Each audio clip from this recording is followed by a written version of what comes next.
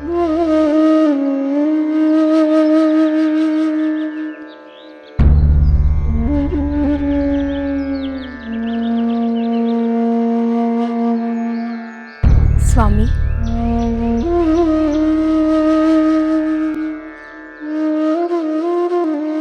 ಸ್ವಾಮಿ, ಫಲಹಾರದ ಸಮಯವಾಯಿತಲ್ಲವೇ?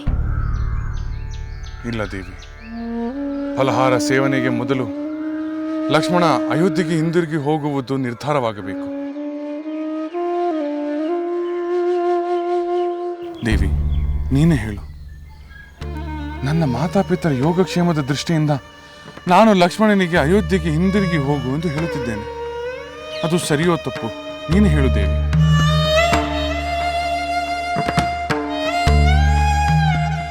ಭರತ ತನ್ನ ಸೋದರ ಮಾವನ ಮನೆಯಿಂದ ಬಂದ ಕೂಡಲೇ ಕೈಕೇಯಿ ಮಾತೆ ಅವನಿಗೆ ಪಟ್ಟ ಕಟ್ಟಲು ಆತುರ ಪಡುತ್ತಾರಲ್ಲವೇ? ಅದಕ್ಕಾಗಿಯೇ ಅಲ್ಲವೇ ಅವರು ನಿಮ್ಮನ್ನು ವನವಾಸಕ್ಕೆ ಕಳುಹಿಸಲು ಮಹಾರಾಜರ ಬಳಿ ಹಠ ಮಾಡಿದ್ದು? ಹೌದು ದೇವಿ, ತಂದೆಯವರಿಗೆ ಅದು ಸಮ್ಮತವಿಲ್ಲದಿದ್ದರೂ ವಚನ ಪಾಲನೆಯ ನೆಪ ಒಡ್ಡಿ ಅವರನ್ನು ಸಂದಿಗ್ಧದಲ್ಲಿ ಸಿಲುಕಿಸಿದರು. ನಾವು ಅಯೋಧ್ಯೆಯಿಂದ ಹೊರಡುವಾಗ ತಂದೆಯವರು ಅನುಭವಿಸಿದ ದುಃಖ, ವೇದನೆ ಇನ್ನೂ ನನ್ನ ಕಣ್ಣು ಮುಂದೆ ಕಟ್ಟಿದಂತಿದೆ. ಸಹೋದರ, ನಿನ್ನ ಮಾತು ನಿಜ. ಆದರೆ ಈಗ ಅಯೋಧ್ಯೆಯ ಕ್ಷೇಮ, ನಮ್ಮ ಮಾತೆಯವರು ಹಾಗೂ ತಂದೆಯವರ ಯೋಗಕ್ಷೇಮ ಎಲ್ಲ ಮುಂದೆ ಯುವರಾಜನಾಗಲಿರುವ ಭರತನಿಗೆ ಸೇರಿದ್ದಲ್ಲವೇ? ಹಾಗೆಂದು ನೀನೇ ಮಹಾಮಂತ್ರಿ ಸುಮಂತ್ರರೊಡನೆ ಸಂದೇಶ ಕಳುಹಿಸಿದೆ ಅಲ್ಲವೇ? ಅಂದ ಮೇಲೆ ನಾನು ಅಯೋಧ್ಯೆಗೆ ಏಕೆ ಹಿಂದಿರುಗಬೇಕು?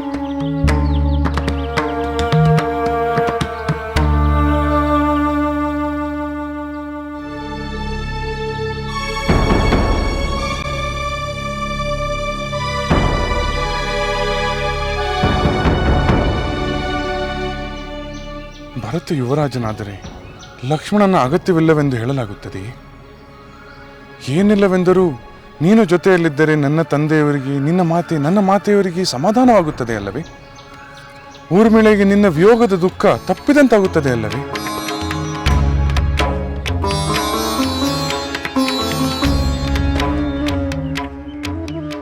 ಲಕ್ಷ್ಮಣ, ಮತ್ತೊಮ್ಮೆ ನನ್ನ ಮಾತುಗಳನ್ನು ಆಲೋಚಿಸು. ನಿನಗೆ ನನ್ನ ಮೇಲಿರುವ ಅಪಾರವಾದ ಭಕ್ತಿ, ಪ್ರೀತಿ, ವಾತ್ಸಲ್ಯ ನನಗೆ ಗೊತ್ತು. ಆದರೆ ನನಗಿಂತ ಅಯೋಧ್ಯೆಯಲ್ಲಿ ನಿನ್ನ ಅಗತ್ಯ ಹೆಚ್ಚಾಗಿದೆ. ನಾವು ಅರಮನೆಯ ಬಗ್ಗೆ ಚಿಂತೆ ಮಾಡುವುದನ್ನು ಬಿಟ್ಟು ಇಲ್ಲಿನ ವಿಷಯದ ಬಗ್ಗೆ ಚಿಂತಿಸುವುದು ಒಳ್ಳೆಯದು. ಅಂದರೆ ನಾವು ಅಯೋಧ್ಯೆಯನ್ನು ಮರೆತು ಬಿಡಬೇಕೆ? ಇಲ್ಲ ಅತ್ತಿಗೆ, ಹಾಗಲ್ಲ. ಆ ಚಿಂತೆಯಿಂದ ಕೊರಗುವುದು ಬೇಡವೆಂದು ಹೇಳಿದೆ ಅಷ್ಟೇ. ಲಕ್ಷ್ಮಣ, ಆ ಚಿಂತೆಯಿಂದ ಕೊರಗಬಾರದೆಂದರೆ ಅಲ್ಲಿ ಎಲ್ಲವೂ ಸಮಾಧಾನಕರವಾಗಿರಬೇಕಲ್ಲವೇ? ಸಹೋದರ, ನೀನು ಅರಮನೆಯಲ್ಲಿ ತಂದೆಯವರಿಗೆ ಹಾಗೂ ನಮ್ಮ ಮಾತೆಯವರಿಗೆ ಎದುರಾಗಬಹುದಾದ ಕಷ್ಟಗಳ ಬಗ್ಗೆ ಯೋಚಿಸುತ್ತಿರುವೆ. ಆದರೆ ದಟ್ಟವಾದ ಈ ಘೋರ ಅರಣ್ಯದಲ್ಲಿ 14 ವರ್ಷಗಳ ಕಾಲ ನಾವು ಎದುರಿಸಬೇಕಾದ ಕಷ್ಟಗಳ ಬಗ್ಗೆ ನೀನು ಯೋಚಿಸುವುದೇ ಇಲ್ಲ. ಲಕ್ಷ್ಮಣ, ಇಲ್ಲಿನ ಶತ್ರುಗಳಾಗಲಿ, ಇಲ್ಲಿನ ಕಷ್ಟಗಳನ್ನಾಗಲಿ ಅದನ್ನು ಎದುರಿಸುವ ಶಕ್ತಿ, ಸಾಮರ್ಥ್ಯ ನನ್ನಲ್ಲಿದೆ. ಸಹೋದರ, ಒಂದು ವೇಳೆ ನೀನು ಹೇಳಿದಂತೆ ನಾನು ಅಯೋಧ್ಯೆಗೆ ಹೋದರೆ ಅಲ್ಲಿ ಪ್ರತಿ ಕ್ಷಣವೂ ನಿಮ್ಮಿಬ್ಬರ ಯೋಗಕ್ಷೇಮದ ಬಗ್ಗೆ ನಾನು ಯೋಚಿಸುತ್ತಿರುವೆ. ಲಕ್ಷ್ಮಣ, ನನಗೆ ಎಲ್ಲಕ್ಕಿಂತ ಪ್ರಿಯವಾದದ್ದು, ಮುಖ್ಯವಾದದ್ದು ಧರ್ಮ ಪಾಲನೆ ಮಾಡುವುದು. ಧರ್ಮಕ್ಕೆ ವಿರೋಧವಾಗಿ ನಡೆದುಕೊಂಡರೆ ನಮಗೆ ಉತ್ತಮ ಲೋಕಗಳು ಲಭಿಸುವುದಿಲ್ಲ. ಆ ಧರ್ಮದ ಕಾರಣವಾಗಿಯೇ ನಾನು 14 ವರ್ಷಗಳ ಕಾಲ ವನವಾಸಕ್ಕೆ ಬಂದಿದ್ದೇನೆ. ಆ ಧರ್ಮದ ಕಾರಣವಾಗಿಯೇ ನಾನು ಯುವರಾಜ ಪಟ್ಟಕ್ಕೆ ಸಮ್ಮತಿಸಲಿಲ್ಲ. ಆದರೆ ವೃದ್ಧರಾದ ಮಾತಾಪಿತರ ಸೇವೆ ಮಾಡುವುದು ಪುತ್ರನ ಪರಮ ಧರ್ಮ. ಆದರೆ ಆ ಧರ್ಮ ನನ್ನಿಂದ ಪರಿಪಾಲಿಸಲಾಗುವುದಿಲ್ಲ. ಆದ್ದರಿಂದ ನೀನು ನನ್ನ ಪರವಾಗಿ ಅಯೋಧ್ಯೆಯಲ್ಲಿದ್ದು ಆ ಕರ್ತವ್ಯವನ್ನು ನಿರ್ವಹಿಸಿದರೆ ಒಳ್ಳೆಯದಾಗುತ್ತದೆ ಅಲ್ಲವೇ? ಸಹೋದರ, ನಿನ್ನ ಕೈ ಮುಗಿದು ಬೇಡಿಕೊಳ್ಳುತ್ತೇನೆ, ದಯವಿಟ್ಟು ನನ್ನನ್ನು ಅಯೋಧ್ಯೆಗೆ ಹಿಂದಿರುಗುವಂತೆ ಹೇಳಬೇಡಿ. ನಿನ್ನನ್ನು ಬಿಟ್ಟು ನೀರಿನಿಂದ ತೆಗೆದ ಮೀನಿನಂತೆ ಒಂದು ಕ್ಷಣವೂ ನಾನು ಜೀವಿಸುವುದಿಲ್ಲ. ಭಾವುಕನಾಗಬೇಡ ಲಕ್ಷ್ಮಣ. ಇದು ಭಾವುಕತೆ ಅಲ್ಲ ಸಹೋದರ, ವಾಸ್ತವ. ನಾನು ಮಹಾರಾಜರನ್ನಾಗಲಿ, ನನ್ನ ತಾಯಿ ಸೌಮಿತ್ರೆಯನ್ನಾಗಲಿ ಅಥವಾ ಸಹೋದರ ಶತ್ರುಗಳನ್ನಾಗಲಿ ನೋಡಲು ಬಯಸುವುದಿಲ್ಲ. ನಿನ್ನ ಸಾನ್ನಿಧ್ಯದಲ್ಲಿರುವ ನನಗೆ ಬೇರೆ ಯಾವುದೂ ಬೇಕಾಗಿಲ್ಲ. ನಿನ್ನನ್ನೇ ಸರಸ್ವವೆಂದು ನಂಬಿರುವ ನನ್ನಲ್ಲಿ ಕಠಿಣನಾಗಬೇಡ ಸಹೋದರ.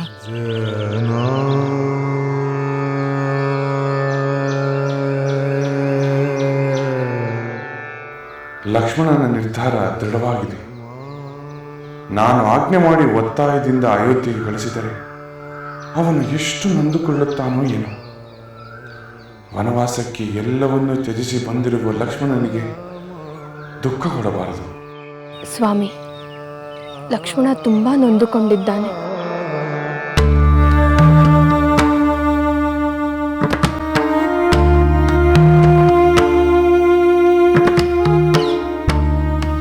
ಲಕ್ಷ್ಮಣ, ನೊಂದುಕೊಳ್ಳಬೇಡ. ನಿನಗೆ ನನ್ನ ಮೇಲಿರುವ ಅತಿಶಯವಾದ ಪ್ರೀತಿ, ಪ್ರೇಮ ನಾನು ಬಲ್ಲೆ. ನಿನ್ನ ಇಷ್ಟಕ್ಕೆ ವಿರುದ್ಧವಾಗಿ ನಾನು ನಿನ್ನನ್ನು ಅಯೋಧ್ಯೆಗೆ ಕಳುಹಿಸಲು ಇಷ್ಟಪಡುವುದಿಲ್ಲ.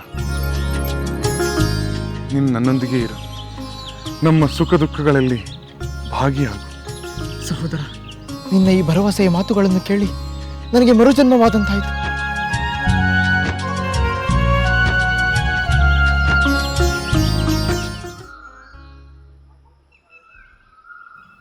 ಸೀತೆ, ಇಲ್ಲಿ ನೆಲ ಸಮತಟ್ಟಾಗಿದೆ, ಸ್ವಲ್ಪ ಬಯಲು ಪ್ರದೇಶವೂ ಇದೆ. ನಾವು ವಾಸ ಮಾಡಲು ಈ ಸ್ಥಳ ಪ್ರಶಸ್ತವಾಗಿದೆಯಲ್ಲವೇ? ಹೌದು ಸ್ವಾಮಿ, ಈ ಸ್ಥಳ ರಮಣೀಯವಾಗಿದೆ. ಸುತ್ತಲೂ ಎತ್ತರವಾದ ಮರಗಳಿವೆ. ಸುಂದರ ಹೂಗಳ ಸುಗಂಧದಿಂದ ಮಂದ ಮಾರುತ ಹಿತವಾಗಿ ಬೀಸುತ್ತಿದೆ.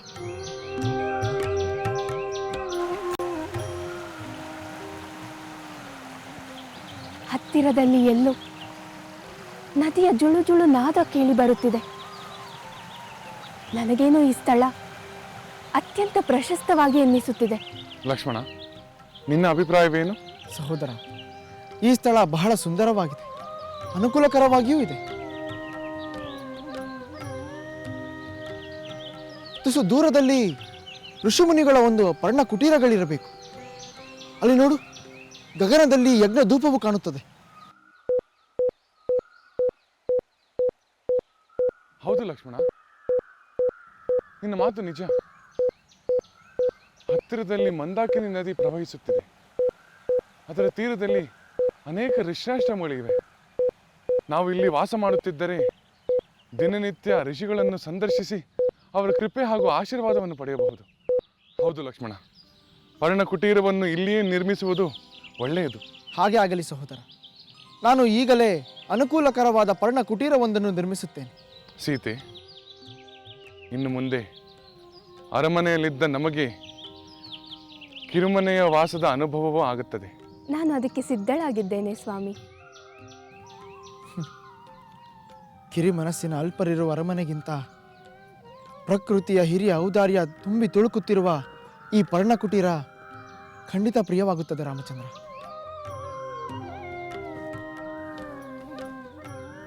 ಪಾಪ, ಅವನ ಮನಸ್ಸಿನಲ್ಲಿ ಇನ್ನೂ ಕಹಿ ಕರಗಲಿಲ್ಲ. ಅದಕ್ಕೆ ನಿಮ್ಮ ಮೇಲಿರುವ ಪ್ರೀತಿಯೇ ಕಾರಣ ಸ್ವಾಮಿ. ಅಯ್ಯೋ ತಂದೆಯೇ, ನಮ್ಮಂತಹ ಪಾಪಿಗಳಿಗೆ ನಿಮ್ಮ ಸೇವೆ ಮಾಡುವ ಭಾಗ್ಯವು ಲಭಿಸಲಿಲ್ಲ. ನಿಮ್ಮ ಕಡೆಗಾಲದಲ್ಲಿ ನಾವು ನಿಮ್ಮ ಸಮೀಪದಲ್ಲಿರಲಿಲ್ಲ. ನಿಮ್ಮ ಮನಸ್ಸಿನ ಭಾವನೆಗಳನ್ನು ಕೇಳಲಿಲ್ಲ. ನಮ್ಮಂತ ಭಾಗ್ಯಹೀನರು ಬೇರೆ ಯಾರಿದ್ದಾರೆ ತಂದೆ? ನಿಮ್ಮ ವಾತ್ಸಲ್ಯದ ಒಂದೊಂದು ಘಟನೆಯು ನಮ್ಮ ನೆನಪಿನಲ್ಲಿ ಸುಳಿಯುತ್ತಿದೆ. ನಾವು ಬೆಳೆದವರಾದರೂ ಹಸು ಮಕ್ಕಳಂತೆ ಸದಾ ಪ್ರೀತಿಯಿಂದ ಕಾಣುತ್ತಿದ್ದ ನಿಮ್ಮ ಪ್ರೇಮ ಇನ್ನು ಎಂದೆಂದಿಗೂ ನಮ್ಮ ಪಾಲಿಗೆ ಇಲ್ಲವಾಯಿತೆ ತಂದೆ, ಇಲ್ಲವಾಯಿತೆ. ತಂದೆ, ನೀವೇಕೆ ಇಷ್ಟು ನಿರ್ದಯರಾದಿರಿ?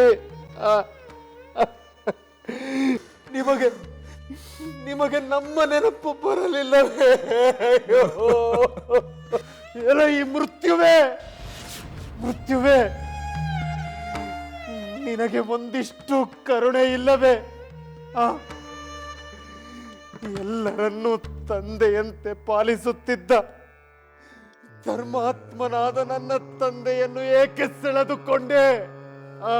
ಅಯ್ಯೋ ಭರತ, ಪ್ರಿಯ ಸೋದರ, ನಾವು ಇಂದು ಅನಾಥರಾಗಿ ಹೋದೆವು.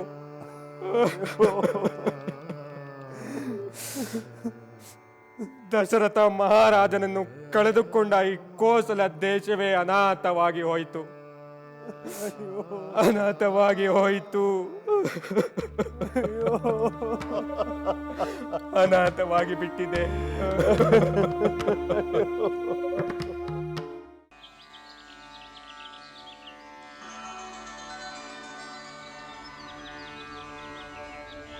ಚಿತ್ತ ಸೆಳೆಯುವ ಚಿತ್ರಕೂಟದಲ್ಲಿ ಸುತ್ತಮುತ್ತಲಿನ ವನದ ಸಿರಿಯಲಿ ರಾಮ ನೆಲೆಸಿದನು ಪರ್ಣಕುಟಿಯಲಿ. ಶ್ರೀರಾಮ ನೆಲೆಸಿದನು ಪರ್ಣಕುಟಿಯಲಿ. ಮುನಿ ಜನಗಳ ತಪದ ನೆಲೆಯಲಿ ರಾಮ ನೆಲೆಸಿದನು. ಶ್ರೀರಾಮ ನೆಲೆಸಿದನು.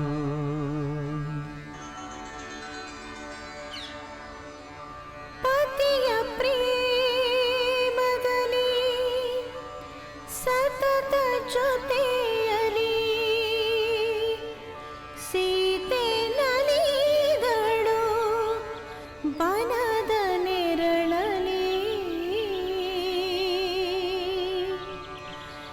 ಪತಿಯ ಪ್ರೇಮದಲ್ಲಿ ಸತತ ಜೊತೆಯಲಿ ಸೀತೆ ನಲಿದಳು ಬನದ ನೆರಳಲಿ.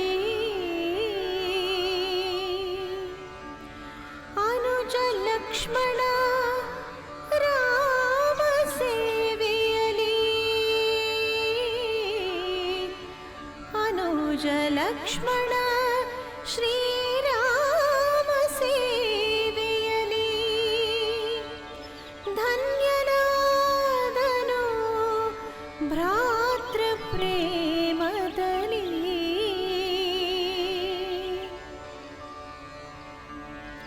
ಶ್ರೀರಾಮ ಸೇವೆಯಲಿ ಧನ್ಯನಾದನು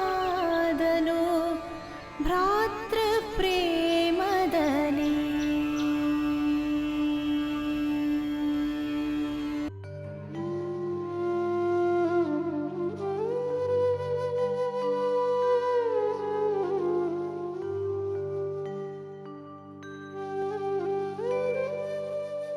ಶ್ರುತಕೀರ್ತಿ, ಮಾಂಡವಿ,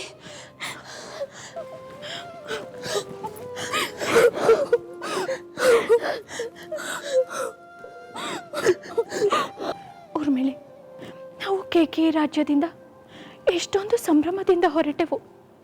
ಅಯೋಧ್ಯೆಯಲ್ಲಿ ಯಾವುದೋ ಶುಭ ಸಮಾರಂಭವಿರಬಹುದು, ಅದಕ್ಕೆ ನಮ್ಮನ್ನು ಇಷ್ಟು ಅವಸರದಿಂದ ಬರ ಹೇಳಿದ್ದಾರೆಂದುಕೊಂಡೆವು.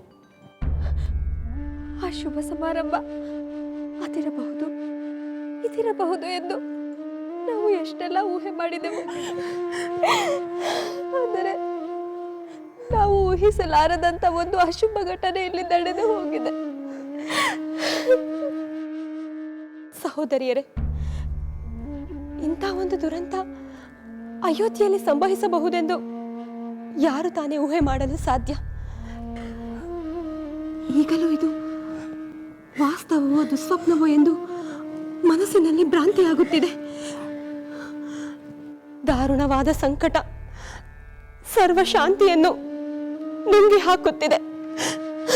ಊರ್ಮಿಳೆ, ನಾವು ಇಲ್ಲಿರಲಿಲ್ಲ, ನೀನು ಇಲ್ಲಿಯೇ ಇದ್ದು ಎಷ್ಟು ದುಃಖಪಟ್ಟೆಯೋ ಏನೋ. ಅದನ್ನು ಅಳತೆ ಮಾಡಲು ಸಾಧ್ಯವಿಲ್ಲ ಮಾಂಡವಿ. ಒಂದೇ ದಿನದಲ್ಲಿ ಸಂತೋಷದ ಶಿಖರದಿಂದ ದುಃಖದ ಪಾತಾಳಕ್ಕೆ ಬಿದ್ದಂತಾಯಿತು. ಒಂದೇ ದಿನದಲ್ಲೇ? ಹೌದು ಶ್ರುತಕೀರ್ತಿ. ಮಾತೆ, ನನ್ನ ತಂದೆಯವರು ಯಾವುದಾದರೂ ಶ್ರೇಯಸ್ಕರವಾದ ಯಜ್ಞವನ್ನು ಮಾಡುತ್ತಿರಬಹುದು, ಅಥವಾ ನನ್ನ ಪ್ರಿಯ ಸೋದರ ರಾಮಚಂದ್ರನಿಗೆ ಯುವರಾಜ್ಯಾಭಿಷೇಕವಿರಬಹುದು ಎಂದು ನಾವು ಸಂಭ್ರಮದಿಂದ ಬಂದೆವು. ಆದರೆ ಇಲ್ಲಿ ನಡೆದಿರುವುದನ್ನು ನೋಡಿದರೆ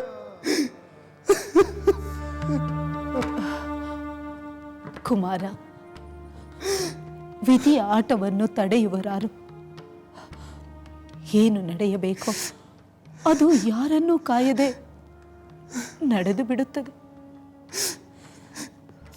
ನನ್ನ ಹೃದಯ ಒಡೆದು ಹೋಗಿದೆ ಮಾತೆ. ಸದಾ ಪ್ರಿಯವನ್ನೇ ಮಾಡುತ್ತಿದ್ದ ವಾತ್ಸಲ್ಯ ಮೂರ್ತಿಗಳಾದ ನನ್ನ ತಂದೆಯವರನ್ನು ಇನ್ನೆಂದು ಕಾಣುವಂತಿಲ್ಲ. ಅವರ ಅಕ್ಕರೆಯ ಮಾತುಗಳನ್ನು ಇನ್ನೆಂದು ಕೇಳುವಂತಿಲ್ಲ. ಛೇ, ಎಂಥ ನತದೃಷ್ಟ ನಾನು, ಎಂಥ ನತದೃಷ್ಟ.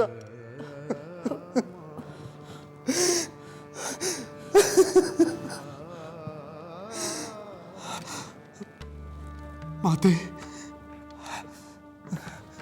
ನನ್ನ ತಂದೆಯವರು ಯಾವ ವ್ಯಾಧಿಯಿಂದ ಈ ರೀತಿ ಹಠಾತ್ತನೆ ಹರಣ ತೊರೆದರು? ಕುಮಾರ, ಅದು ಅದು ವ್ಯಾಧಿ ಅಲ್ಲ. ವ್ಯಾಧಿಯಲ್ಲವೇ ಅಥವಾ ಮನೋರೋಗವೇ? ಅವರಿಗೆ ಸಾವನ್ನೇ ತರುವಂತ ಮನೋವ್ಯತೆ ಏನಿತ್ತು ಮಾತೆ? ರಾಮ ಸೀತೆಯರ ಯುವರಾಜ್ಯಾಭಿಷೇಕ ನಿರ್ಧಾರವಾದ ಹಿಂದಿನ ದಿನ ನಾವೆಲ್ಲ ಎಷ್ಟು ಸಂತೋಷದಿಂದಿದ್ದೆವು. ಎಷ್ಟು ಪೂಜೆಗಳು, ಎಷ್ಟು ಚರ್ಚೆಗಳು, ಎಷ್ಟು ಸಂಭ್ರಮ ಸಡಗರ. ನನ್ನ ಸಹೋದರಿ ಸೀತೆಯನ್ನು ನಾನೇ ನನ್ನ ಕೈಯಾರೆ ಎಷ್ಟೆಲ್ಲ ಅಲಂಕಾರ ಮಾಡಿದೆನು. ಆ ಸಂದರ್ಭದಲ್ಲಿ ನೀವಿಬ್ಬರು ಇಲ್ಲವೆಂದು ಸಹೋದರಿ ಸೀತೆ ಎಷ್ಟು ನೆನಪು ಮಾಡಿಕೊಂಡಳು ಗೊತ್ತೇ? ಅಯ್ಯೋ ದುರ್ವಿಧಿಯೇ, ನಮ್ಮ ಪ್ರೀತಿಯ ಸಹೋದರಿ ಸೀತೆಯನ್ನು 14 ವರ್ಷಗಳ ಕಾಲ ಕಾಣಲಾಗುವುದಿಲ್ಲವೆಲ್ಲ. ನಾನು ಇಲ್ಲಿದ್ದರೆ ಸಹೋದರಿಯನ್ನು ವನವಾಸಕ್ಕೆ ಹೋಗದಂತೆ ತಡೆಯಬಹುದಿತ್ತು, ಅಥವಾ ನಾವೆಲ್ಲರೂ ವನವಾಸಕ್ಕೆ ಹೋಗಬಹುದಿತ್ತು. ನಾನು ಇಲ್ಲಿಯೇ ಇದ್ದರು ನನಗೆ ಆ ಭಾಗ್ಯ ಸಿಗಲಿಲ್ಲ. ನನ್ನ ಪತಿ ತಮ್ಮ ಸಹೋದರರನ್ನು ಹಿಂಬಾಲಿಸಿ ಹೋದರು. ನನ್ನ ಸಹೋದರಿ ಜೊತೆಯಾಗಲಿ ನನ್ನ ಪತಿಯ ಜೊತೆಯಾಗಲಿ ಹೋಗುವ ಭಾಗ್ಯ ಸಿಗಲೇ ಇಲ್ಲ. ನನ್ನ ದೌರ್ಭಾಗ್ಯವನ್ನು ನೆನೆಯುತ್ತಾ ಒಬ್ಬಳೇ ದುಃಖಿಸುತ್ತಿದ್ದೇನೆ. ನೀನು ಲಕ್ಷ್ಮಣನನ್ನು ಕೇಳಲಿಲ್ಲವೇ? ನಾನು ಕೇಳುವ ಮೊದಲೇ ನನ್ನ ಪತಿ ನನಗೆ ನನ್ನ ಮಾತಾಮಯ್ಯವರ ಯೋಗಕ್ಷೇಮದ ಹೊಣೆಯನ್ನು ಹೊರಿಸಿದರು. ಪುತ್ರ ವಿಯೋಗದಿಂದ ದುಃಖಿಸುತ್ತಿರುವ ಮಾತಾಮಯ್ಯವರ ಮುಂದೆ ನನ್ನ ದುಃಖವನ್ನು ತೋರಿಸಿ ಅವರ ದುಃಖವನ್ನು ಹೆಚ್ಚು ಮಾಡಲಾರೆ. ಅದಕ್ಕೆ ನನ್ನ ನೋವನ್ನು ನಾನೇ ನುಂಗುತ್ತಿದ್ದೇನೆ. ಊರ್ಮಿಳೆ, ನಿನ್ನ ದುಃಖ ಎಲ್ಲರ ದುಃಖಕ್ಕಿಂತ ದೊಡ್ಡದು. ಎಲ್ಲ ಸಂಕಟವನ್ನು ಸಹಿಸಿಕೊಂಡು ಮಾತಮ್ಮಯ್ಯರ ಯೋಗಕ್ಷೇಮವನ್ನು ಚಿಂತಿಸುತ್ತಿರುವೆಯಲ್ಲ. ನಮಗೆ ನಮ್ಮ ಪತಿಯಾದರೂ ನಮ್ಮೊಡನೆ ಇದ್ದಾರೆ, ಆದರೆ ನೀನು 14 ವರ್ಷ ಒಂಟಿಯಾಗಿ ಹೇಗೆ ಕಾಲ ಕಳೆಯುವೆ?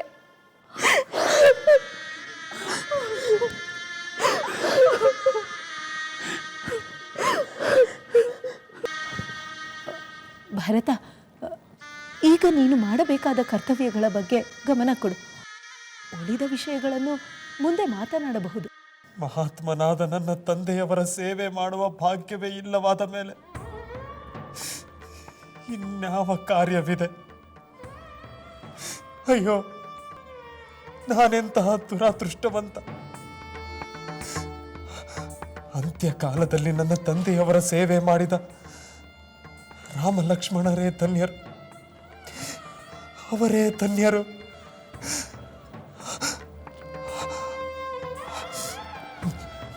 ಮಾತೆ, ಏಕೋ ನನ್ನ ತಂದೆಯವರು ಮೃತಪಟ್ಟಿದ್ದಾರೆ ಎಂಬುದನ್ನು ನಾನು ನಂಬುವುದಕ್ಕೆ ಆಗುತ್ತಿಲ್ಲ. ಅವರು ಇಲ್ಲೇ ಎಲ್ಲೋ ಇರಬಹುದು. ಬಹುಶಃ ನಾನು ಬಂದಿರುವ ವಿಷಯ ಅವರಿಗೆ ತಿಳಿಯದು. ತಿಳಿದಿದ್ದರೆ ಅವರು ಓಡಿ ಬಂದು ನನ್ನನ್ನು ಬಾಚಿ ತಪ್ಪಿಕೊಳ್ಳುತ್ತಿದ್ದರು.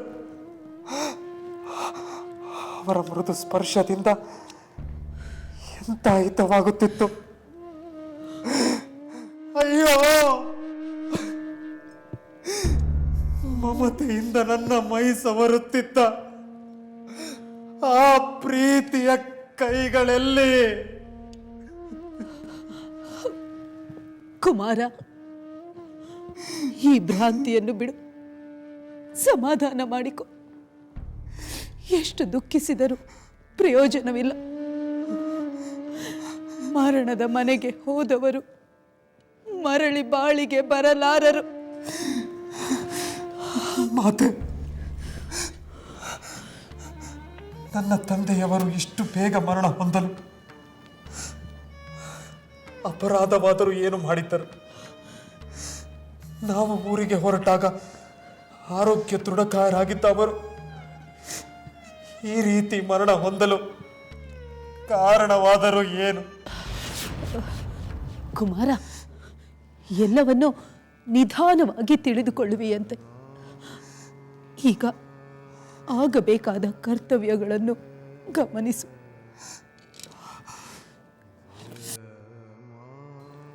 ಮಾತೆ, ನಾನಿನ್ನು ಬರುತ್ತೇನೆ. ಎಲ್ಲಿಗೆ ಹೊರಟೆ ಕುಮಾರ? ತಂದೆಯ ನಂತರ ನನಗೆ ಹಿರಿಯ ಸೋದರನೇ ತಂದೆ, ಗುರು, ಬಂಧು, ಸರ್ವಸ್ವವೂ ಆಗಿದ್ದಾನೆ. ಧೀಮಂತನಾದ ರಾಮಚಂದ್ರನಿಗೆ ನಾನು ದಾಸನಾಗಿದ್ದೇನೆ. ಗುಣವಂತನಾದ ನನ್ನ ಪ್ರೀತಿಯ ಸೋದರ ರಾಮನಿಗೆ ನಾನು ಬಂದಿರುವ ವಾರ್ತೆಯನ್ನು ತಿಳಿಸಿ ಬರುತ್ತೇನೆ. ಭರತ, ಈಗ ಅದು ಸಾಧ್ಯವಿಲ್ಲ. ಸಾಧ್ಯವಿಲ್ಲ? ಏಕೆ ಮಾತೆ?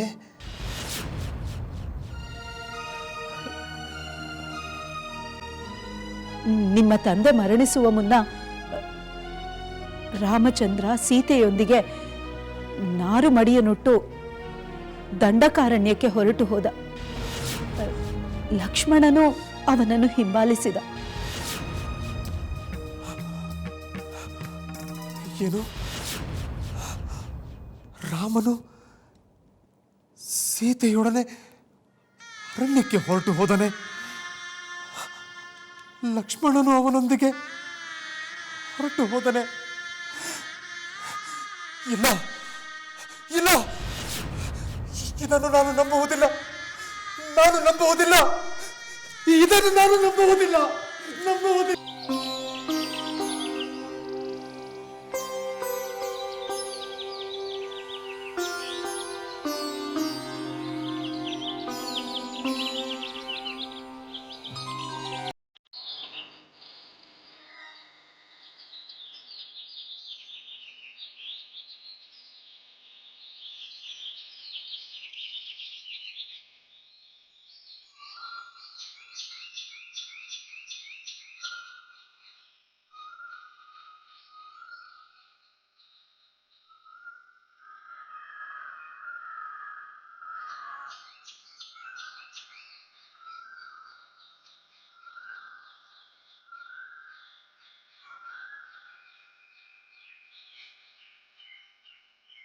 ಸ್ವಾಮಿ, ಈ ದಿನ ನಿಮಗೆ ಈ ನಿಸರ್ಗ ವಿಶೇಷವಾಗಿ ಕಾಣುತ್ತಿರುವಂತಿದೆ. ಹೌದು ದೇವಿ, ಖಂಡಿತವಾಗಿಯೂ ಇದು ವಿಶೇಷವೇ. ಸೃಷ್ಟಿ ದೇವಿ ಸೌಂದರ್ಯವನ್ನು ಬೊಗಸೆ ಬೊಗಸೆ ಚೆಲ್ಲುವಂತೆ ಭಾಸವಾಗುತ್ತಿದೆ. ಈ ರಮಣೀಯವಾದ ಪ್ರಕೃತಿಯ ಮಡಿಲಿನಲ್ಲಿ ಅಯೋಧ್ಯೆಯನ್ನು ಬಿಟ್ಟು ಬಂದ ದುಃಖವಾಗಲಿ, ಸ್ವಜನರನ್ನು ಬಿಟ್ಟು ಬಂದ ಬೇಸರವಾಗಲಿ ಯಾವುದು ನನ್ನ ಮನಸ್ಸನ್ನು ಬಾಧಿಸುತ್ತಿಲ್ಲ. ನಿಜ ಸಹೋದರ, ಈ ಸಹಜ ಸೊಬಗಿನ ಪ್ರಕೃತಿಗೆ ಎಲ್ಲ ನೋವುಗಳನ್ನು ಪರಿಹರಿಸುವ ಶಕ್ತಿ ಇದೆ. ನಿಮ್ಮ ಬೇಸರವನ್ನು ಕಳೆದ ಈ ನಿಸರ್ಗ ದೇವತೆಗೆ ನಾನು ನಮಸ್ಕರಿಸುತ್ತೇನೆ.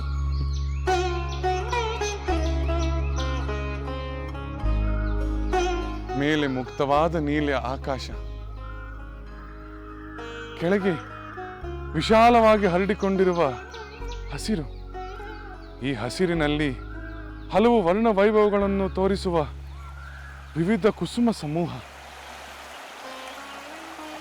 ಹಿತವಾದ ತಂಗಾಳಿ, ತೊರೆ ಜರಿಗಳ ಮಧುರವಾದ ಕಲರವ, ಜೊತೆಗೆ ವಿವಿಧ ಪಕ್ಷಿಗಳ ಚಿಲಿಪಿಲಿ. ಸಹೋದರ, ನೀನು ಹೇಳಿದಂತೆ ಇದು ನಿಜಕ್ಕೂ ಸ್ವರ್ಗ.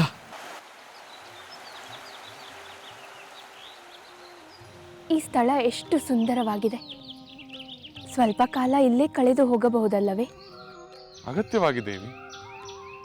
ಈ ಚೆಲುವನ್ನು ಆಸ್ವಾದಿಸುತ್ತಾ ನಾವು ಸ್ವಲ್ಪ ಕಾಲ ಇಲ್ಲಿಯೇ ಇರೋಣ.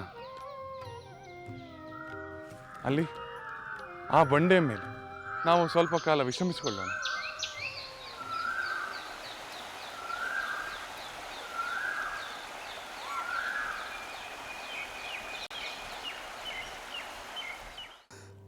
ಮಾತೆ, ಶ್ರೀರಾಮಚಂದ್ರನಂತಹ ಗುಣವಂತನನ್ನು, ಧರ್ಮಪರಾಯಣನನ್ನು ಏಕೆ ವನವಾಸಕ್ಕೆ ಕಳುಹಿಸಿದರು? ಅವನೇನು ಅಪರಾಧ ಮಾಡಿದ? ಅನ್ಯರ ಸ್ವತ್ತನ್ನು ಅಪಹರಿಸಿದನೆ? ಯಾರನ್ನಾದರೂ ಹಿಂಸಿಸಿದನೆ? ಸುಳ್ಳಾಡಿದನೆ? ಅಥವಾ ಧರ್ಮ ವಿರುದ್ಧವಾಗಿ ನಡೆದುಕೊಂಡನೆ? ಯಾವ ತಪ್ಪಿಗಾಗಿ ಅವನಿಗೆ ಈ ಶಿಕ್ಷೆ ಮಾತೆ?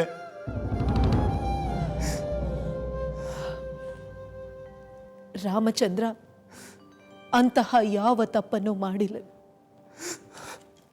ರಾಮಚಂದ್ರನು ಪರಸ್ತ್ರೀಯರನ್ನೇನಾದರೂ ಹಿಂಸಿಸಿದನೆ? ಇಲ್ಲ ಭರತ, ಇಲ್ಲ. ರಾಮಚಂದ್ರ ಯಾವ ಅಪರಾಧವನ್ನು ಮಾಡಿದವನಲ್ಲ. ಅವನು ಯಾರನ್ನು ಹಿಂಸಿಸಲಿಲ್ಲ, ಯಾರ ಸ್ವತ್ತನ್ನು ಅಪಹರಿಸಲಿಲ್ಲ. ಅವನು ಕನಸಿನಲ್ಲಾದರೂ ಒಂದು ಸಣ್ಣ ತಪ್ಪನ್ನು ಮಾಡಿದವನಲ್ಲ. ಹಾಗಾದರೆ ಯಾವ ಅಪರಾಧವನ್ನು ಮಾಡದ ರಾಮಚಂದ್ರನನ್ನು ಅರಣ್ಯಕ್ಕೆ ಕಳಿಸಿದ ಕಾರಣವೇನು ಮಾತೆ? ಹೇಳಿ ಮಾತೆ, ಹೇಳಿ. ರಾಮಚಂದ್ರನನ್ನು ವನವಾಸಕ್ಕೆ ಕಳುಹಿಸಿದ ಕಾರಣವೇನು?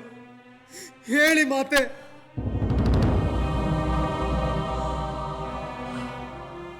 ಹೇಳುತ್ತೇನೆ ಭರತ, ಹೇಳುತ್ತೇನೆ.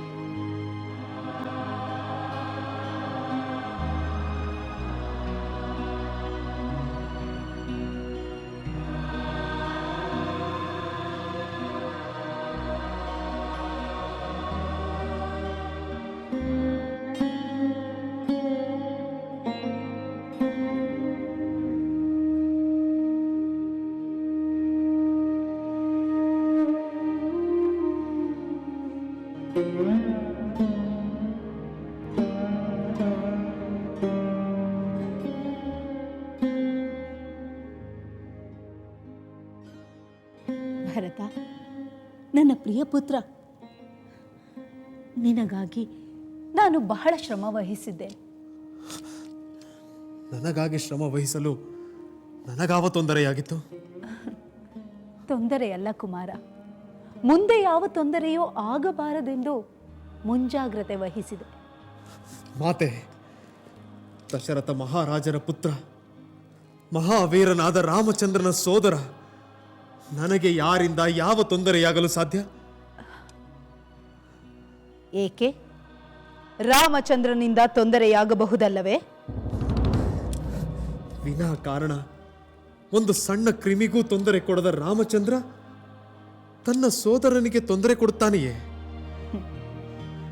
ಕುಮಾರ, ನೀನು ಅಮಾಯಕ. ನಿನಗೆ ಇದೆಲ್ಲ ಅರ್ಥವಾಗುವುದಿಲ್ಲ. ಮಾತೆ, ಇದಕ್ಕೂ ರಾಮಚಂದ್ರ ವನವಾಸಕ್ಕೆ ಹೋಗಿರುವುದಕ್ಕೂ ಸಂಬಂಧವೇನು? ನಿನ್ನ ತಂದೆ ರಾಮಚಂದ್ರನಿಗೆ ಯುವರಾಜ್ಯಾಭಿಷೇಕ ಮಾಡಬೇಕೆಂದು ನಿರ್ಧರಿಸಿದ್ದರು. ಅದು ಎಲ್ಲರೂ ಸಂತೋಷ ಪಡಬೇಕಾದ ವಿಷಯವಲ್ಲವೇ? ಆದರೆ ಅದು ನನಗೆ ಇಷ್ಟವಿರಲಿಲ್ಲ. ಅದಕ್ಕೆ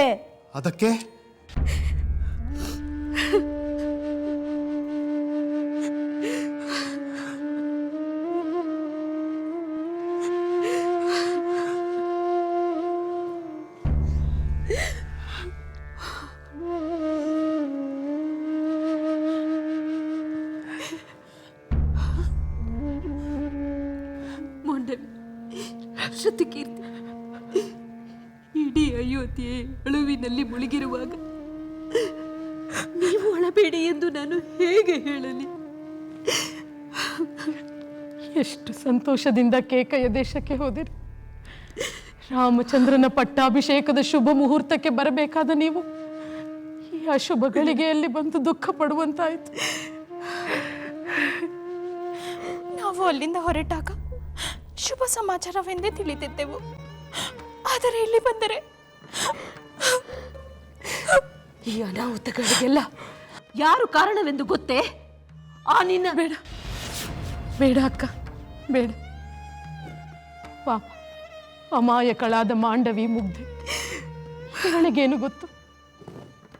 ಇವಳ ಅತ್ತೆ ಕಠಿಣವಾಗಿ ನಡೆದುಕೊಂಡರೆ ಅದರಲ್ಲಿ ಇವಳ ತಪ್ಪೇನಿದೆ? ಕಟುವಾದ ಮಾತನಾಡಿ ಅವಳ ಮನಸ್ಸನ್ನು ನೋಯಿಸಬೇಡ. ನಿನ್ನ ಮಾತು ನಿಜ ಸುಮಿತ್ರೆ. ಇವಳ ಅತ್ತೆ ದುಷ್ಟೆ ಎಂದು ಇವಳಿಗೇನು ಗೊತ್ತು? ಖಂಡಿತ ಗೊತ್ತಿರಲಿಲ್ಲ ಮಾತೆ. ಅಯೋಧ್ಯೆಯ ಅರಮನೆಯ ಆನಂದ ಸಾಗರದಲ್ಲಿ ನನ್ನ ಅತ್ತೆಯೇ ದುಃಖದ ವಿಷಯವನ್ನು ಬೆರೆಸುತ್ತಾರೆ ಎಂದು ನಾನು ಊಹಿಸಿರಲಿಲ್ಲ.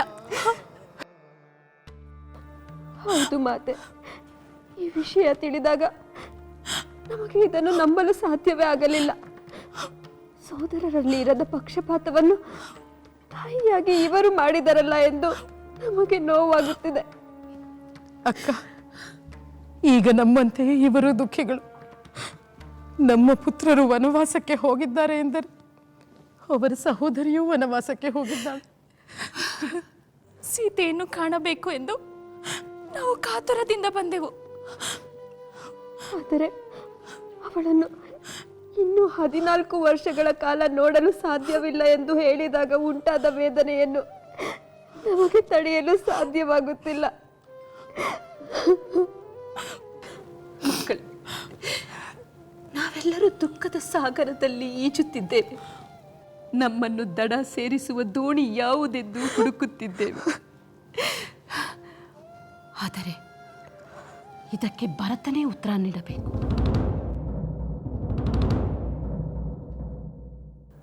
ಏನು ಮಾತೆ? ಹೌದು, ಭರತ ಬಂದ ಮೇಲೆ ನಾನು ಅವನ ಬಳಿ ಮಾತನಾಡುತ್ತೇನೆ. ನಂತರ ನಿಮಗೆ ವಿಷಯವನ್ನು ತಿಳಿಸುತ್ತೇನೆ. ಅಲ್ಲಿಯವರೆಗೂ ನೀವು ಸ್ವಲ್ಪ ವಿಶ್ರಾಂತಿಯನ್ನು ಪಡೆದುಕೊಳ್ಳಿ.